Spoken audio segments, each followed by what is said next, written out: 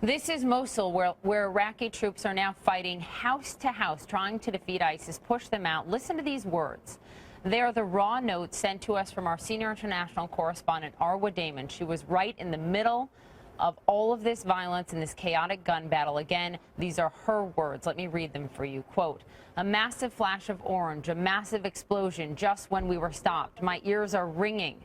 The door to the MRAP couldn't come up fast enough. Everyone coughing from the dust and the dirt kicked up.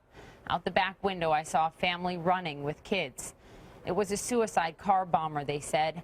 I can't stop thinking about that family and all of the others. Let's go live to Arwa Damon. Those were her words. She is now safe in the city of Erbil, Iraq, just about 55 miles away from where this all happened. Our photographer, cameraman Brislin, and I were with this unit of Iraqi counterterrorism forces, and what happened was ISIS ambushed them in a very complex attack on one of these narrow streets that they were going down, and they managed to split the convoy in two. I have to say that this is the most harrowing experience that I personally have ever been through, despite having covered war zones for more than a decade.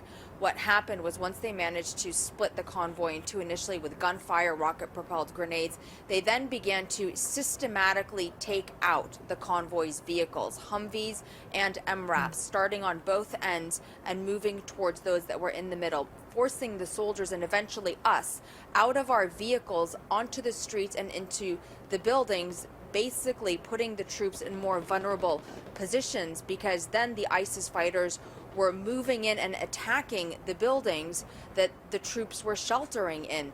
At the end of a very long 24 hours, the bottom line is that we were under siege with around 22 wounded soldiers, 6 who were not wounded. It got so bad at one point in the morning, Poppy, and this is despite the fact that the unit was repeatedly calling in for backup. None came, that they were saying that they were running out of ammunition. And this is how close the ISIS fighters were. They were in the building right behind where all of us had spent the night, along with an Iraqi family. An airstrike took out the building, the house right behind us. Later we found out that 8 ISIS fighters were there.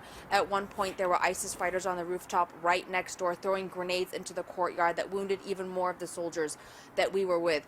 They were screaming for anyone who could walk, even people who were wounded in one arm, carrying their weapons in the other arm, to come up to the roof and defend this position. The reason why backup couldn't arrive, well, based on what we were told, the units that were supposed to be coming as reinforcements also got bogged down because of clashes that they were undergoing with ISIS. And this really just illustrates the challenges that the Iraqis are going to be facing as they try to clear Iraq's second largest city.